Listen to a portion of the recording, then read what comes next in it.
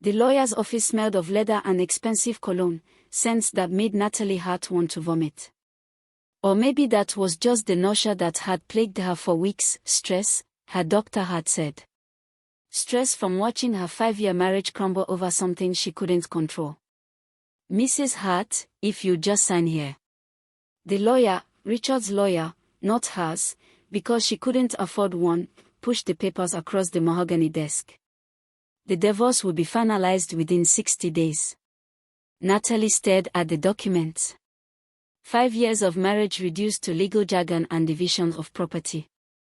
She got nothing. Richard had made sure of that. The prenuptial agreement she'd signed when she was 22 and stupidly in love protected his family's wealth. She'd entered the marriage with nothing and would leave with nothing. Except a broken heart and a body that had apparently betrayed both of them. I'd like to read it first, Natalie said, proud that her voice didn't shake. The lawyer sighed impatiently. Mrs. Hart, we've been over this multiple times.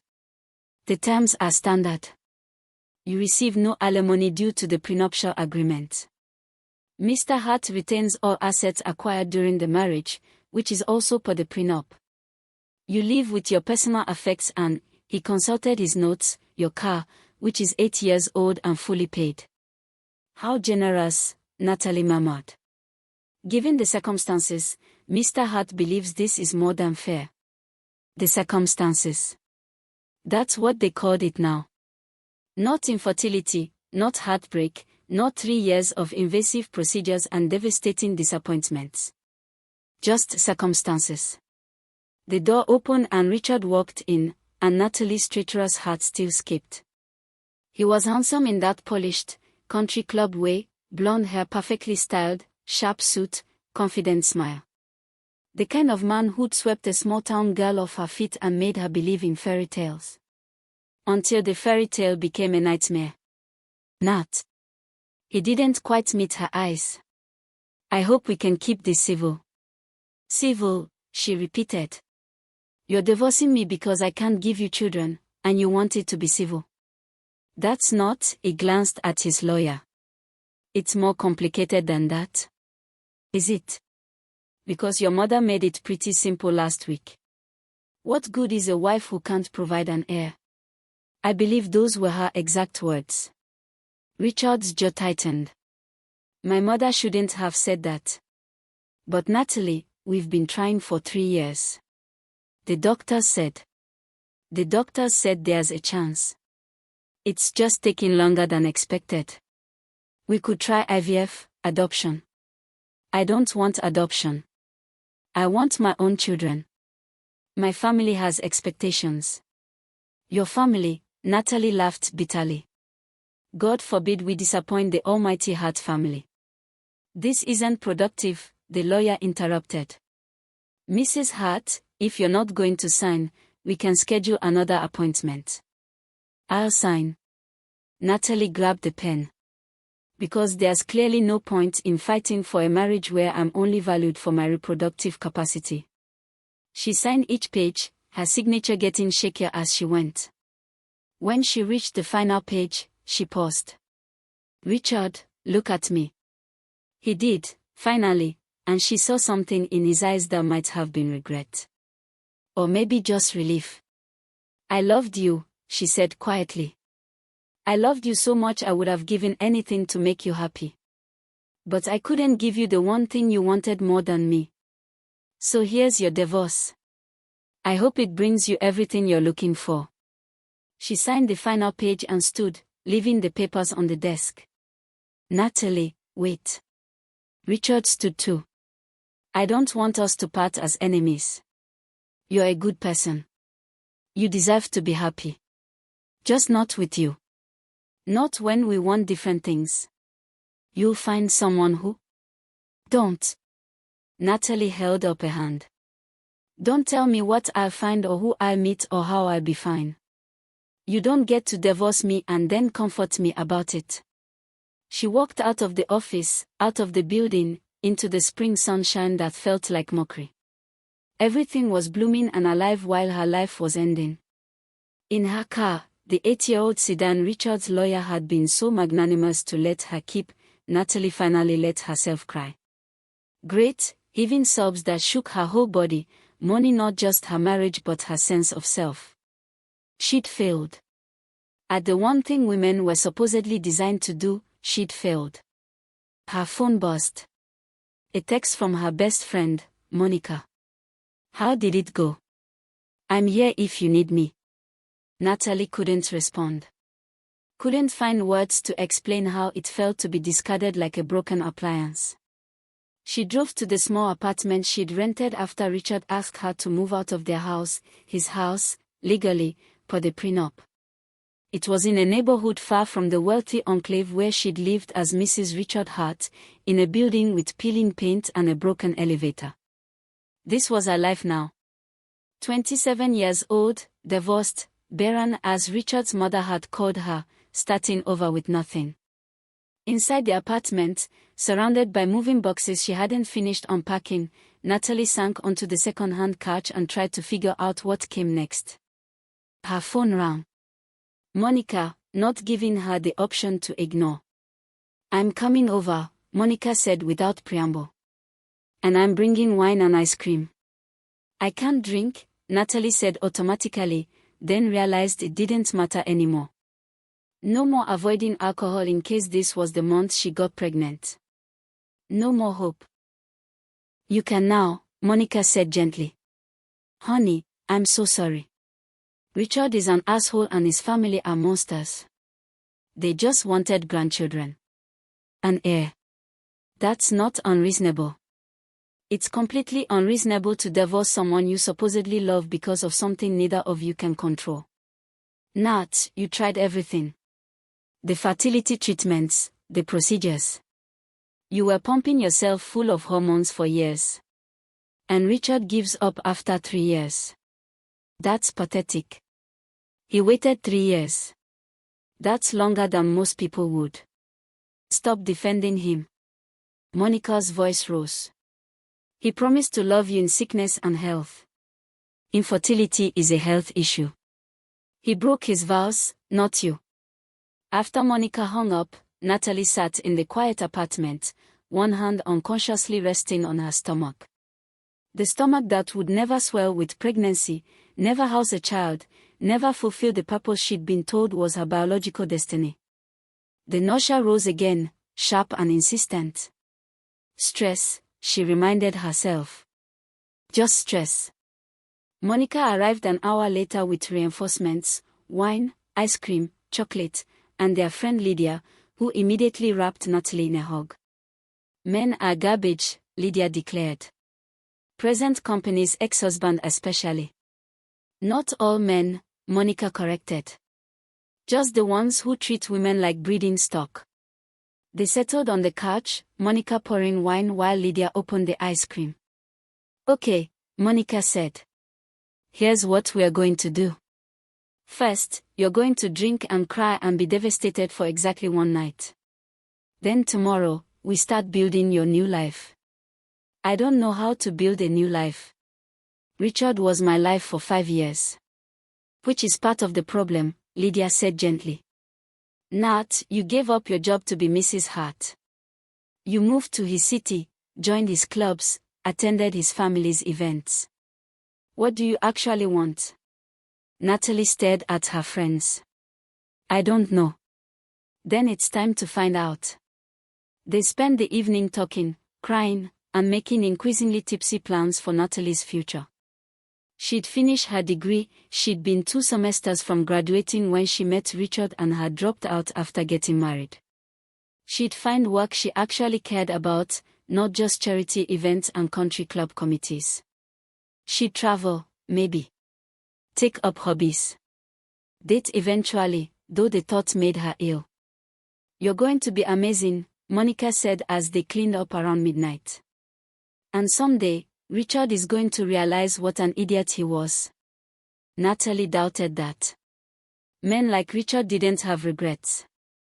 They had next wives and legitimate heirs and lives that continued seamlessly without the women they'd discarded. After her friends left, Natalie stumbled to the bathroom, her head spinning from too much wine on an empty stomach.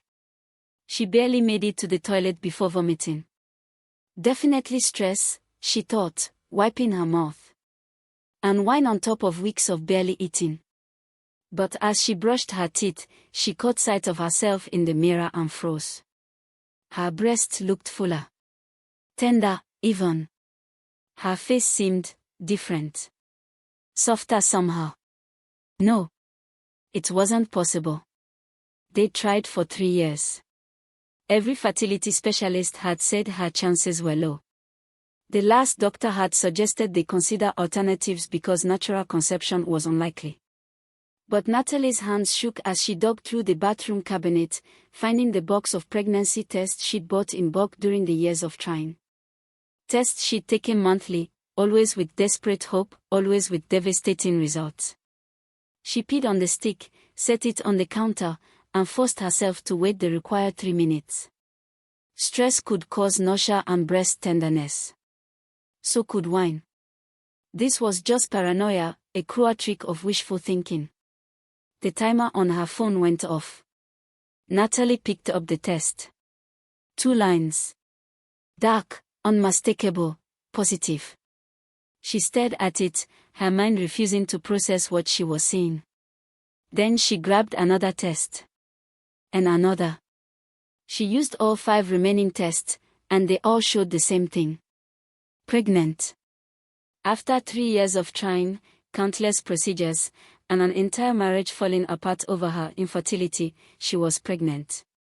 Natalie sank to the bathroom floor, the tests scattered around her like evidence at a crime scene, and began to laugh. Then cry. Then laugh again, the sounds hysterical in the small bathroom. She was pregnant. And Richard had just divorced her. The obstetrician's office was in a different part of town from the fertility clinics Natalie had haunted for 3 years.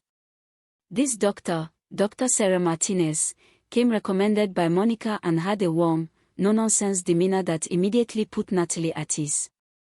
So, Dr. Martinez said, reviewing Natalie's chart, "You've had a positive home pregnancy test and a history of infertility. Let's see what we are working with." The ultrasound was the same procedure Natalie had endured dozens of times, but this time felt different. This time, there was hope tangled with terror.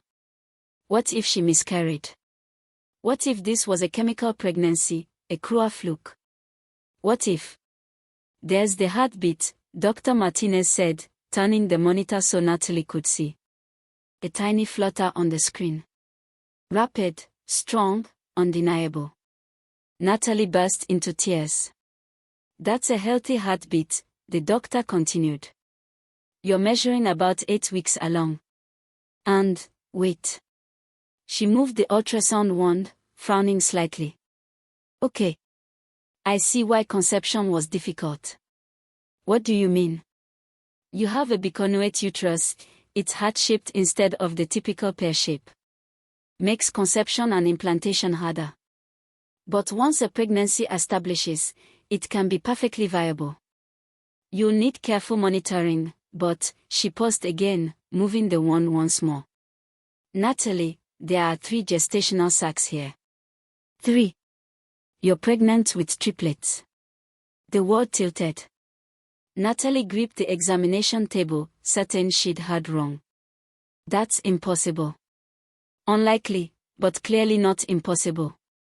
Dr. Martinez pointed at the screen. "See. 3 distinct sacs, 3 heartbeats. Congratulations, you're having triplets." After 3 years of nothing, Natalie was pregnant with 3 babies. The irony was so sharp it felt like a knife. "Does anyone else know?" Dr. Martinez asked as Natalie sat up, still shell-shocked. "No. I just got divorced. My ex-husband, he left me because I couldn't get pregnant." Dr. Martinez's expression hardened. "I see. Well, legally, if you conceive during the marriage, he may have parental rights regardless of the divorce. You should consult a lawyer." Natalie's stomach dropped. She'd been so focused on the shock of pregnancy that she hadn't considered the legal implications. The divorce was final. She and Richard had been officially unmarried for 2 weeks. But she'd gotten pregnant while they were still married, probably during their last, sad attempt at intimacy 2 months ago, before Richard moved into the guest room permanently. These were Richard's children. The children he'd wanted desperately enough to end their marriage. And Natalie had no idea what to do about it. Over the next few days, she wrestled with the decision. Tell Richard. Keep it secret. The legal advice she got from a lawyer Monica connected her with was clear. As the biological father, Richard had rights. If Natalie hid the pregnancy and he found out later, he could sue for custody, claim parental alienation, make her life hell. But telling him meant inviting the Hart family back into her life. Meant facing Richard's mother, who'd called her barren and useless. Meant watching Richard claim the children he'd wanted while discarding the woman who tried to give them to him. At her 12-week appointment, Dr. Martinez delivered more news. The triplets are developing well, but we need to be cautious. Multiple pregnancies are high risk, especially with your uterine shape. You'll need to reduce stress, rest frequently, and consider stopping work in your 3rd trimester. Natalie laughed hollowly. I can't afford to stop working. I can barely afford rent. What about the father? Child support. It's complicated. Natalie, I'm not trying to meddle, but 3 babies are expensive. Financially, medically, logistically. You need a support system. Natalie knew she was right. But every time she thought about calling Richard, about telling him she was carrying his children, 3 of them, shame and anger rose in her throat. He'd divorced her for being barren. Let him believe he'd been right. She made it to 16 weeks before Monica cornered her. Nat, you're showing. And you've been weirdly secretive. What's going on? They were at Monica's apartment, and Natalie had been trying to hide her growing belly under loose clothes. But Monica had known her since college. She saw through every deflection. I'm pregnant, Natalie said finally. Monica's eyes widened. Oh my God. How? When? Apparently right before the divorce finalized. I'm 16 weeks. And? She took a breath. I'm having triplets. Triplets. Monica's shriek probably woke the neighbors. Natalie. Wait. Does Richard know? No. Are you going to tell him? I don't know. Monica paced the apartment, processing. Okay. Let's think about this practically. Legally, they're his kids. He has rights. But morally? He divorced you for infertility and then you got pregnant. That's poetic justice. It's a nightmare, Natalie corrected. I'm 27, broke, living in a terrible apartment, and about to have 3 babies. You're also strong, smart, and have friends who love you. We'll figure this out. Over the next few months, they did. Monica helped Natalie find better work, remote customer service that paid decently and allowed flexibility. Lydia organized a fundraiser among their friends for baby supplies. Natalie's mother, who lived 3 states away, promised to come help after the birth. And Natalie didn't tell Richard. She avoided places where they might run into each other. She blocked his family on social media. She lived quietly, her belly swelling with 3 lives, preparing for single motherhood while Richard presumably moved on with his life. Until one day, while grocery shopping at a store far from her old neighborhood, she literally collided with Richard's mother, Catherine Hart.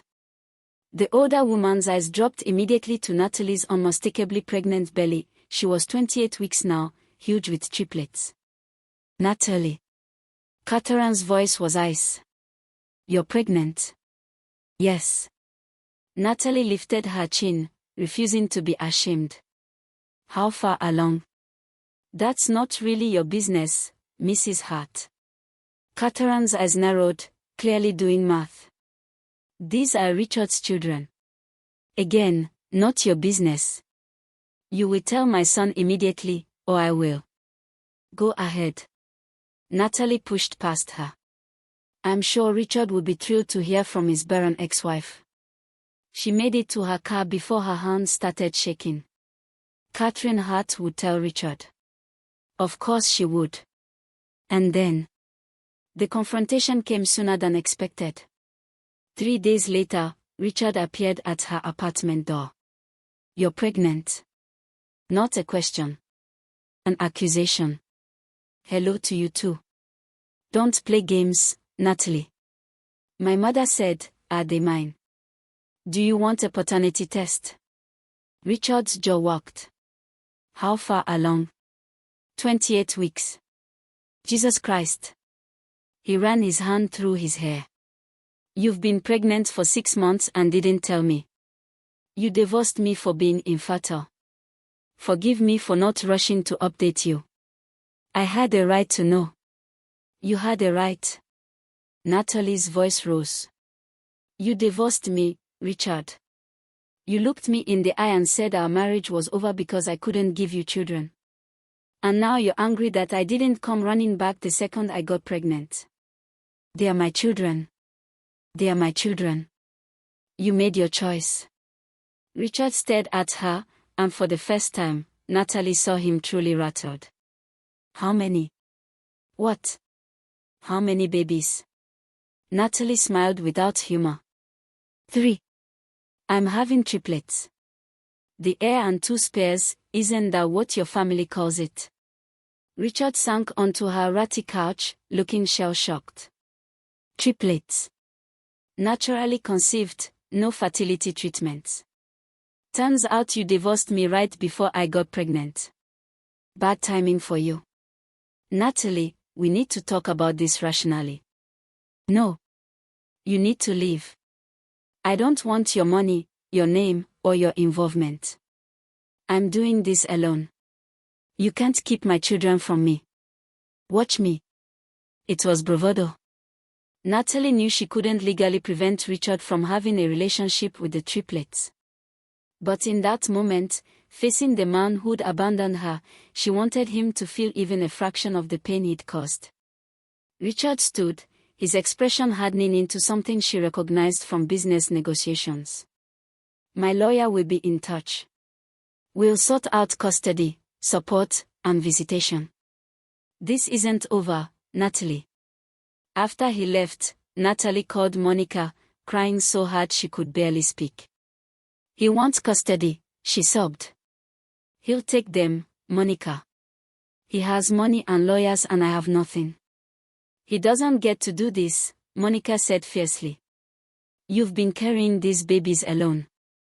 You've been to every appointment, dealt with every complication, prepared for their birth while he moved on with his life. He doesn't get to swoop in now and play daddy. But that's exactly what Richard tried to do. The lawyer's letter started immediately. Richard wanted joint custody. He wanted his name on the birth certificates. He wanted the children to have the Hart name. He wanted. Natalie, 7 months pregnant and exhausted, fought back through her own lawyer, a fierce family law attorney named Grace Winters who took the case pro bono after hearing the story.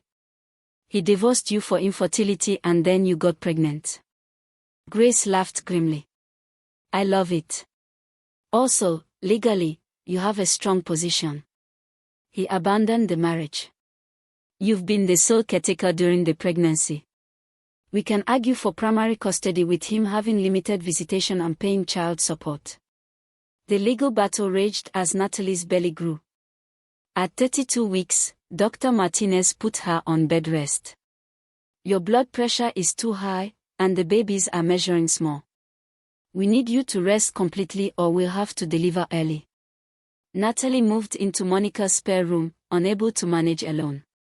Friends rotated care duties, bringing food, keeping her company, helping her prepare for 3 babies when she had no space, no money, and a legal battle draining what little resources she had. At 35 weeks, during a routine ultrasound, Dr. Martinez frowned. Baby B is showing signs of distress. I think we need to deliver today. Today. Natalie's heart raced. It's too early. 35 weeks for triplets is actually excellent. But we can't wait longer. Baby B needs to come out. The emergency C-section was terrifying. Natalie lay on the operating table, shaking from fear and anesthesia, as doctors walked behind a blue curtain. Then the first cry. A baby, her baby, wailing with outrage at being evicted from the womb. Boy number 1, a nurse called. 6 pounds, 2 ounces. Another cry, thinner and weaker. Girl. 5 pounds, 8 ounces.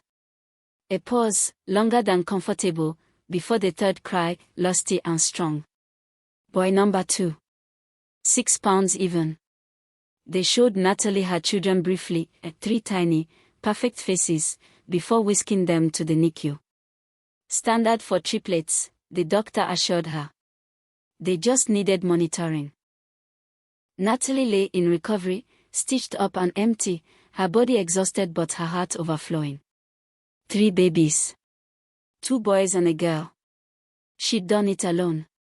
Well, not entirely alone. Monica was in the waiting room. Her mother was on a flight. Friends were gathering supplies. And Richard. Richard was somewhere in the city, unaware he'd just become a father to 3 children. Natalie reached for her phone and sent a text to his number. They're here. 2 boys, 1 girl. All healthy. If you want to meet them, you can come to St. Mary's Hospital. She sent it and then turned off her phone, too exhausted to deal with his response. In the NICU, her 3 babies slept in incubators, connected to monitors but breathing on their own. The nurses had let her hold them briefly, one at a time, their tiny weight settling against her chest like puzzle pieces finding home.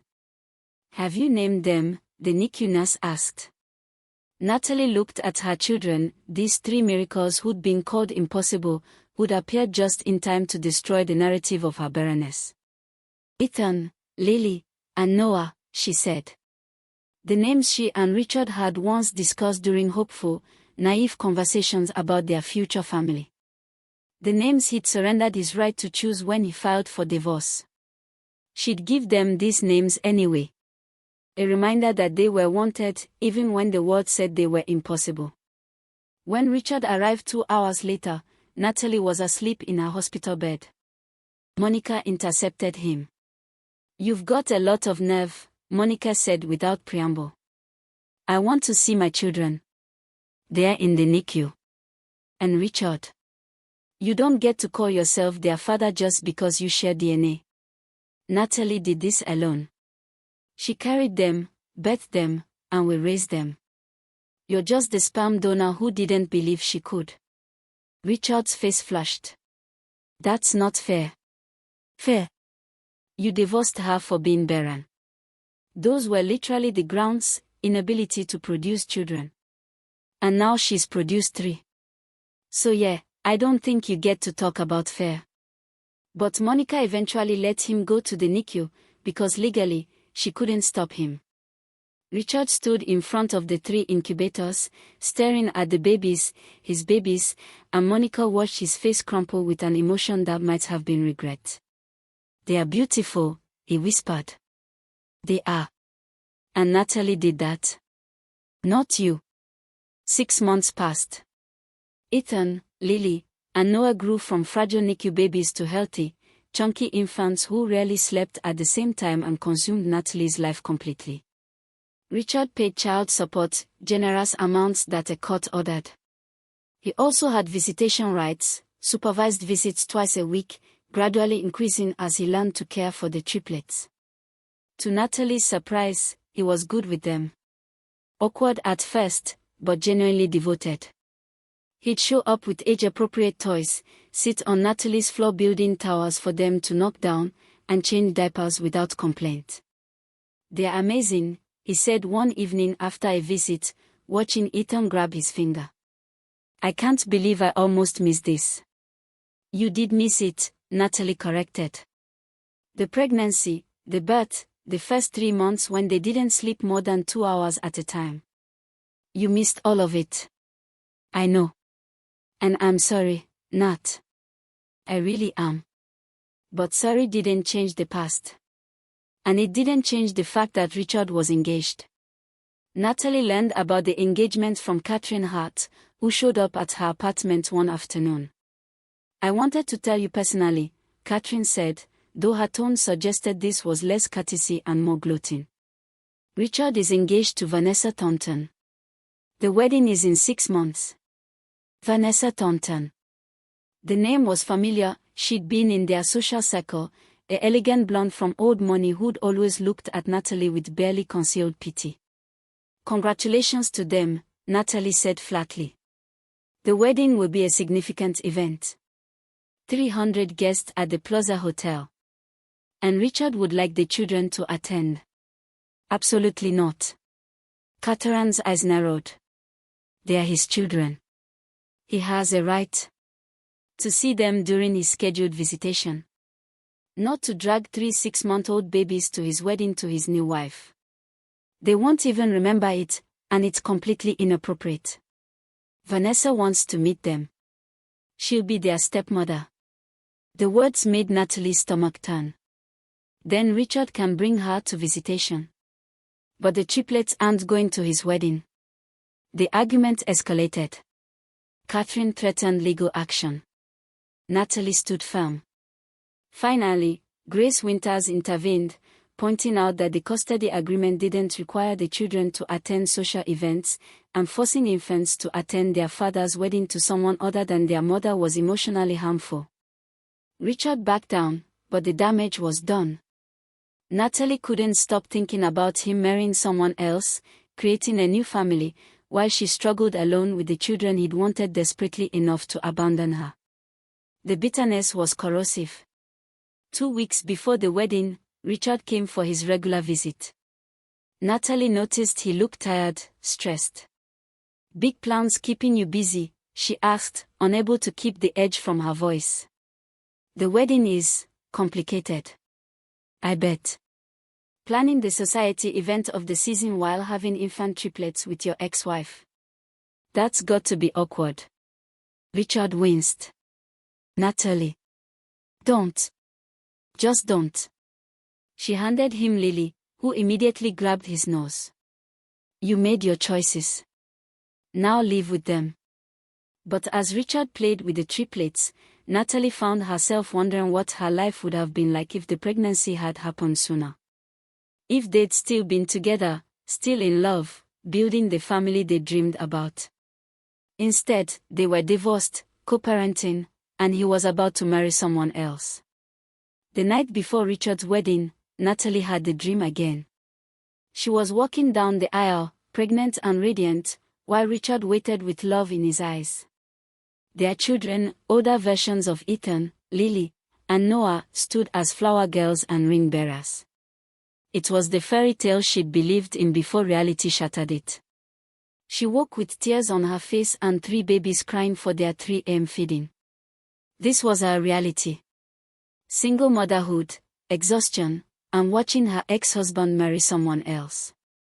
She fed the triplets, changed them, settled them back to sleep, and stared at the ceiling of her bedroom, thinking about the grand wedding happening tomorrow at the Plaza Hotel. An idea formed. Terrible, petty, probably a mistake. But deeply, deeply satisfying. The next afternoon, Natalie dressed the triplets in their nicest clothes, outfits Monica had bought for their 6-month photos.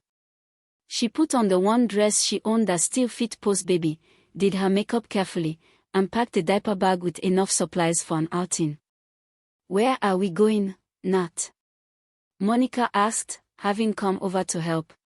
She'd been told about the plan and was deeply conflicted. We are going to pay respects to the groom, Natalie said. He wanted his children at the wedding. So we are attending. This is a bad idea. Probably. But I'm doing it anyway. Monica grabbed her keys. Then I'm driving. If we are doing something crazy, we are doing it safely. The Plaza Hotel was exactly as ostentatious as expected. A red carpet led to the entrance, where guests in designer clothes and jewelry that cost more than Natalie's car arrived in luxury vehicles. Natalie pushed the triple stroller toward the entrance, ignoring the stairs. "Ma'am," the doorman said, "do you have an invitation?" "I'm the mother of the groom's children. I think that's invitation enough." She breezed past him before he could respond, Monica following with the diaper bag and a look of unholy glee. Inside, the hotel was transformed into a winter wonderland despite it being June. White flowers, ice sculptures, crystal everything. Clearly, the Hart family had spared no expense. Guests mingled in the lobby, waiting for the ceremony to begin. Natalie recognized several faces from her married years, people who dropped her the moment the divorce was announced. Conversation stopped as she pushed the stroller through the crowd. People stared, whispered, pointed. "Is that Natalie? Oh my God, are those Richard's children? She actually brought them." Catherine Hart appeared, face purple with rage. "What are you doing here? Your son wanted his children at his wedding. So here they are." Natalie smiled sweetly. "Congratulations, by the way. I'm sure Vanessa will make a lovely stepmother. You weren't invited. I'm sure Richard will be thrilled to see his babies. Where is the groom, by the way?" Before Catherine could respond, Richard emerged from a side room, probably to see what the commotion was. He froze when he saw Natalie with the triplets. "Nat, what are you doing here? You wanted the triplets at your wedding. So here we are. Say hi to Daddy, babies." She lifted Ethan from the stroller, and the baby immediately reached for Richard with a gummy smile. Richard took his son automatically, looking torn between joy at seeing the baby and horror at the situation. "You can't be here," he said quietly. "Why not? These are your children. Don't you want them to witness their father's big day?" Natalie's voice was sugar-sweet and venomous. "I brought them just like you asked." "I didn't ask, this isn't appropriate. Neither was divorcing me for being barren and then immediately getting engaged to someone else. But here we are." The lobby had gone completely silent. Everyone was watching the scene unfold like a reality TV show. Richard's face was red. "Natalie, please. Don't do this." "Do what?" "I'm just a devoted mother bringing her children to see their father on his special day." She pulled Lily from the stroller. "Would you like to hold your daughter? Or is that too inconvenient now that you're starting your new family?" "That's enough," Catherine snapped. "Security. Wait." A new voice. Natalie turned to see Vanessa Thornton, soon to be Vanessa Hart, standing in the doorway in her wedding dress. She was beautiful, ethereal in white lace and silk. She was also crying. "Vanessa," Richard started, still holding Ethan. "I can explain. You told me they were infants. You didn't tell me they were beautiful." Vanessa approached slowly, staring at the triplets. "They have your eyes, Richard." "Vanessa, I'm sorry, this isn't how you should meet them." "No, it's not." Vanessa looked at Natalie. "You're his ex-wife. Natalie Hart. Soon to be Natalie Foster again, once I change back to my maiden name. You carried triplets after being told you were infertile. Apparently I just needed to be divorced first. Funny how that works." Vanessa laughed, a slightly hysterical sound. "This is insane. Richard, your children are here at our wedding because their mother wants you to remember what you gave up." "That's not," Natalie started, but Vanessa held up a hand. "It's brilliant, actually. Cruel, but brilliant."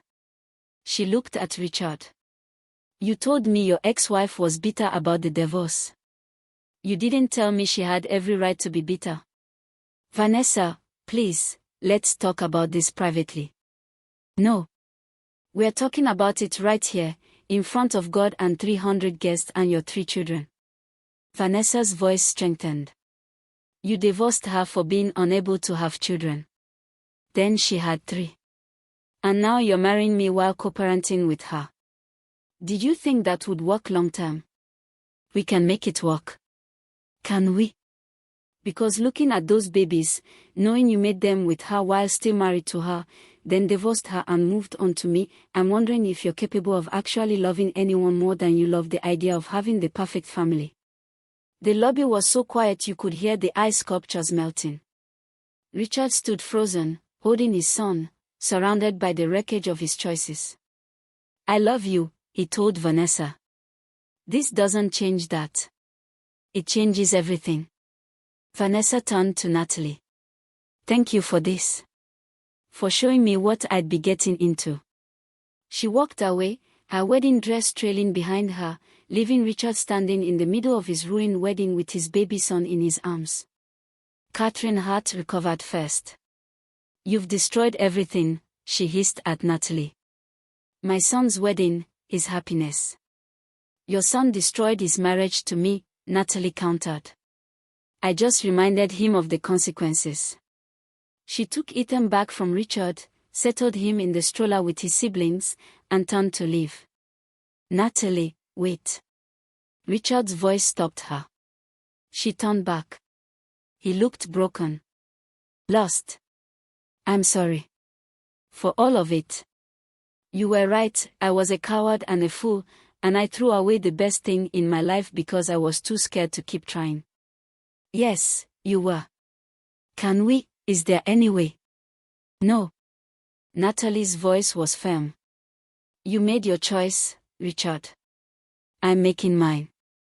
We'll co-parent our children because they deserve both parents.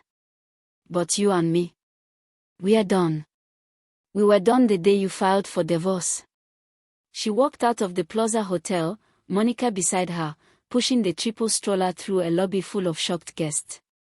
Behind her, Richard stood alone in his tuxedo, surrounded by the remains of his wedding, finally understanding what he'd lost. The video was everywhere by evening. Someone had filmed the entire confrontation on their phone, and it had gone viral. Barren ex-wife crashes billionaire's wedding with triplets. Woman divorced for infertility shows up pregnant at ex's wedding.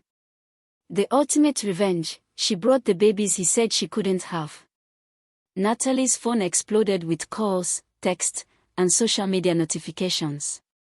She ignored them all, focusing on her babies, who were blissfully unaware they'd just become internet famous. You're trending, Monica said, scrolling through her phone. Like, worldwide trending. People are calling you a hero. I'm not a hero. I'm a petty ex-wife who crashed her ex-husband's wedding.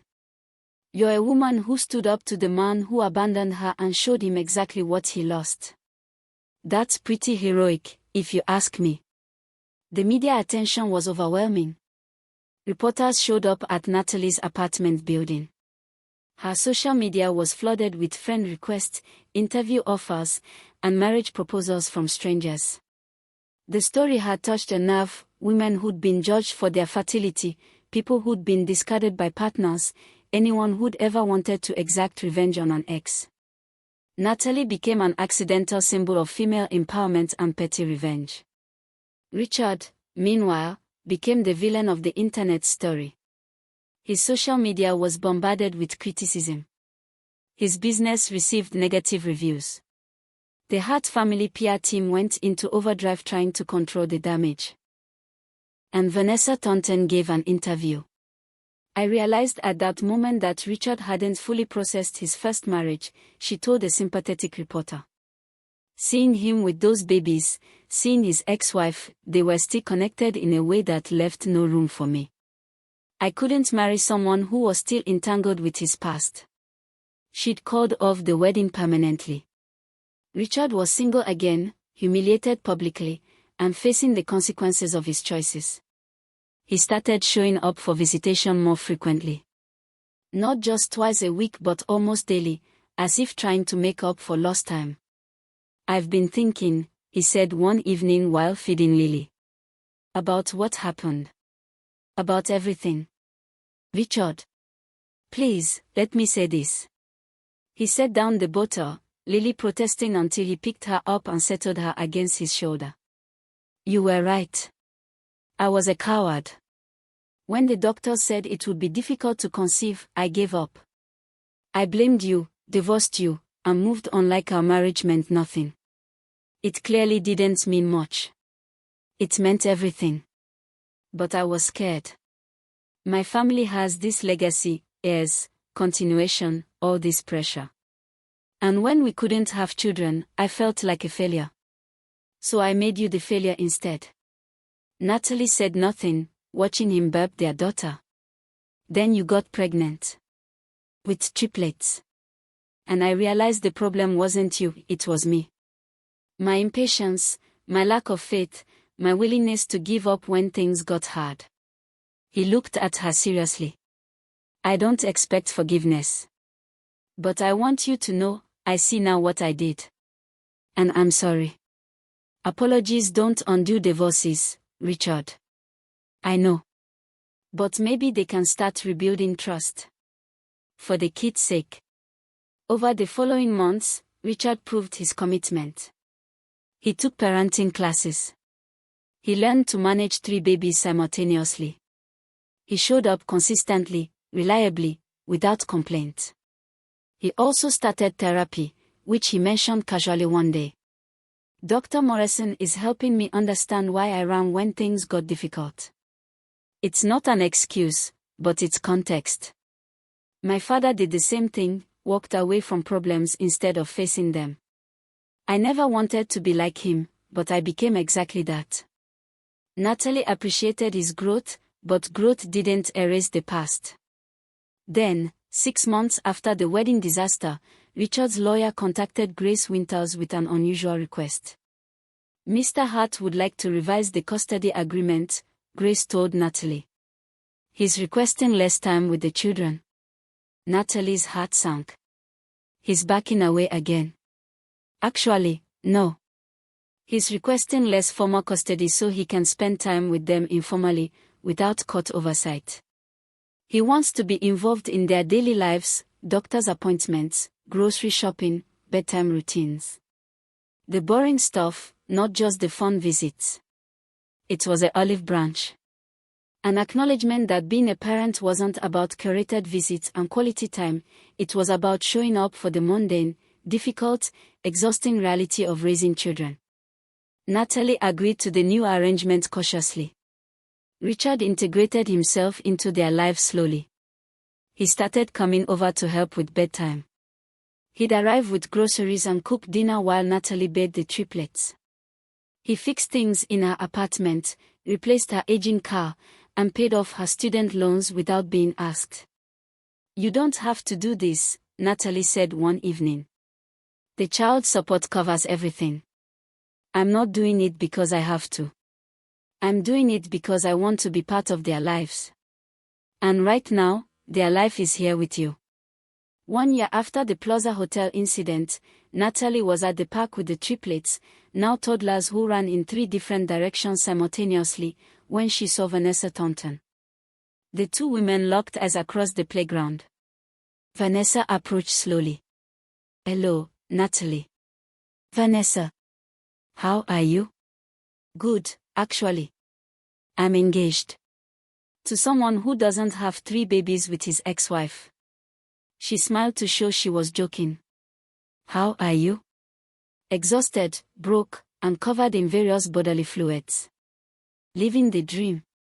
They watched the children play, Ethan building in the sandbox, Lily on the swings, Noah attempting to climb everything. I wanted to thank you, Vanessa said quietly. For that day at the plaza. You saved me from a terrible mistake. I was just being petty. Maybe. But your pettiness prevented me from marrying a man who wasn't ready to commit. So thank you. After Vanessa left, Natalie reflected on the strange journey her life had taken. From wife to divorcee to single mother to internet sensation to co-parent. It wasn't the life she'd planned. But it was hers, and she'd built it from the ashes of her marriage. Richard continued showing up. Day after day, month after month, proving his commitment not with grand gestures but with consistent presence. 2 years after the divorce, on the triplets' second birthday, Richard pulled Natalie aside during the party. "I need to tell you something." Natalie braced herself. "Okay. I know this is complicated. And I know I don't deserve another chance. But Natalie, I never stopped loving you. I was scared and stupid and I hurt you terribly. But these past 2 years, watching you parent our children, rebuild your life, show me grace I didn't earn, I've fallen in love with you all over again." Natalie's heart pounded. "Richard, I'm not asking you to take me back. I'm just telling you the truth.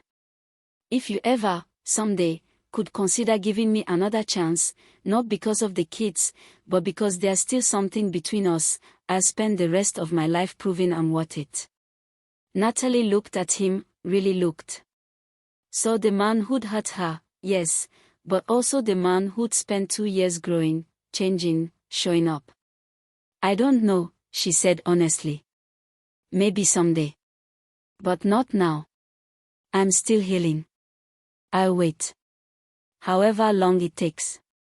Whether Natalie eventually forgave Richard enough to rebuild their relationship remained uncertain. But she knew one thing absolutely. She'd survived being called Barren. She'd endured divorce. She'd given birth to triplets alone. She'd crashed her ex's wedding in an act of spectacular pettiness that became a viral sensation. She was strong enough to handle whatever came next. And her 3 children, the impossible babies who defied every prediction, would grow up knowing their mother fought for them, loved them, and proved that she was never broken. She was exactly perfect the way she was. The coffee shop was Natalie's sanctuary, the one place she could work on her laptop while the triplets were at preschool. She was finishing her degree finally, having enrolled part-time while raising 3 children. "Is this seat taken?" Natalie looked up to see a stranger, attractive, friendly smile, holding a coffee cup. "It's all yours. You're Natalie, right? The woman from the wedding video." She tensed. Even 5 years later, people recognized her. "That's me. I just wanted to say, that took guts. My ex-wife left me when I lost my job. Said I wasn't provider material. Seeing you stand up to your ex, it inspired me to stop feeling ashamed and start rebuilding. Thank you. I hope things are better now." "They are. And I hope you're happy too." After he left, Natalie reflected on her life. The triplets were thriving, Ethan with his endless questions, Lily with her creative soul, Noah with his quiet strength. She'd finished her degree and was starting a master's program in social work, focusing on helping women navigate divorce and single parenthood. Richard was still in their lives, still showing up, still hoping. But Natalie had learned she didn't need him to be complete. She was whole on her own. Her phone buzzed. A text from Richard: "The kids want pizza for dinner. Should I bring some over?" Natalie smiled. "Sure. But you're also on bedtime duty." "Deal." Maybe someday she'd forgive him completely. Maybe they'd find their way back to each other. Or maybe she'd meet someone new who'd love her and her ready-made family without the baggage of their past. Either way, Natalie Foster, she'd changed back to her maiden name officially, was exactly where she was supposed to be. She'd been called Barren and proved them wrong. She'd been discarded and built a life anyway. She'd crashed a wedding with triplets and became an icon. And most importantly, she'd learned that her worth wasn't determined by her fertility, her marital status, or anyone's opinion of her. She was enough, exactly as she was. And her 3 children, living proof that miracles happen even after hope seems lost, would always know their mother was the strongest person they'd ever meet. Because she was. Sometimes the greatest revenge isn't planned, it's simply living well despite those who doubted you. Natalie didn't just survive being discarded for infertility, she thrived, raised 3 children alone, and proved that a woman's worth is never determined by her biology. Her story reminds us that the last chapter of our lives doesn't have to be written by those who try to end our story early. We always have the power to write our own ending.